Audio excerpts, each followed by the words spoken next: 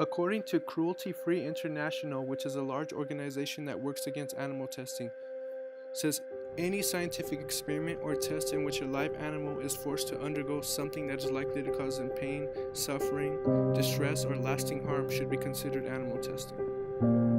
Animals that are used in experiments are often harmed without mercy, then murdered at the end of the experiment.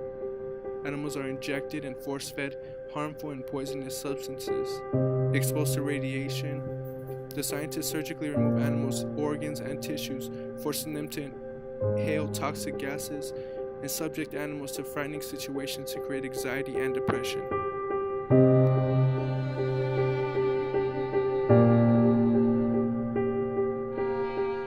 A variety of animals and different species are used for scientific experiments, including dogs, cats, mice, guinea pigs, rats, rabbits, and monkeys. For a century, animals have been held in captivity and tortured by humans to inflict both physical and psychological pain on animals. In some cases, the tested drugs and chemicals provide little to no information at all, so the animals endured pain and suffering for no reason. An estimated 24 million animals were used for experimental research in 2016.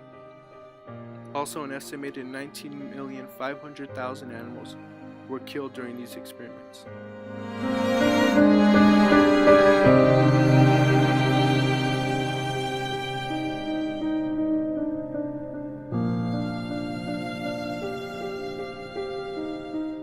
The majority of animals that are actually used for animal testing are usually bred in the laboratory for that very purpose.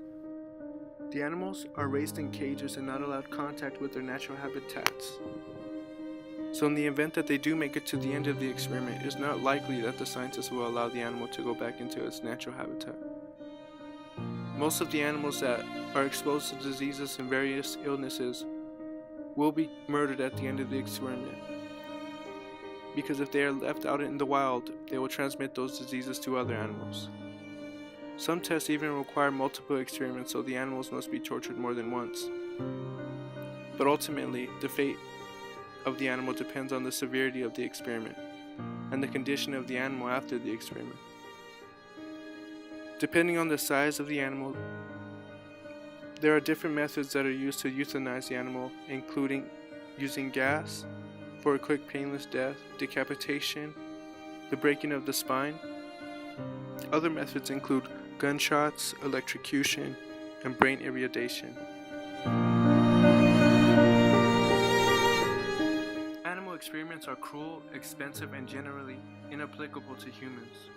We need to consider other alternatives. For example, computer modeling techniques and tests that involve human cells and tissues. The frequent use of computer technology to mimic the actual lab experiments have become quite popular. Also, robotic animation and cell-based screening systems have recently been shown to shape the new and improved method of studying toxins, medicines, and treatments. Scientists believe that this is a new way of thinking. The idea of replacing animal studies for drug testing, for example, with little micro-engineered devices that are lined by human cells and reconstitute organ-level function. Genetic test methods, the use of MRIs, computer-based modeling, vitro testing, and human voluntary methods are other alternatives. A vitro test is where human cells and organ-based systems that are developed onto a small chip.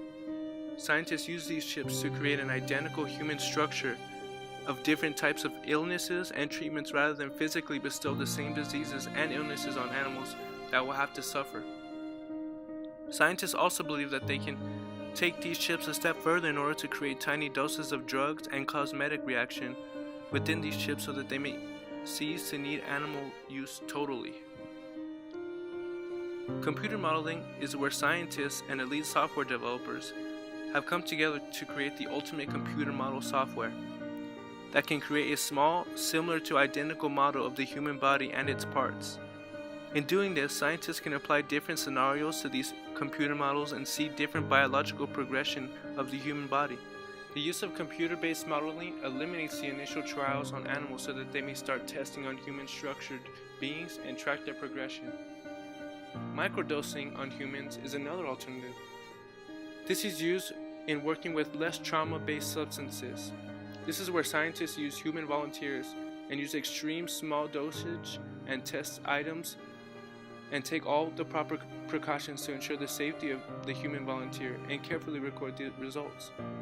Also, brain imaging and the studying of the MRI so that scientists may monitor brain activity.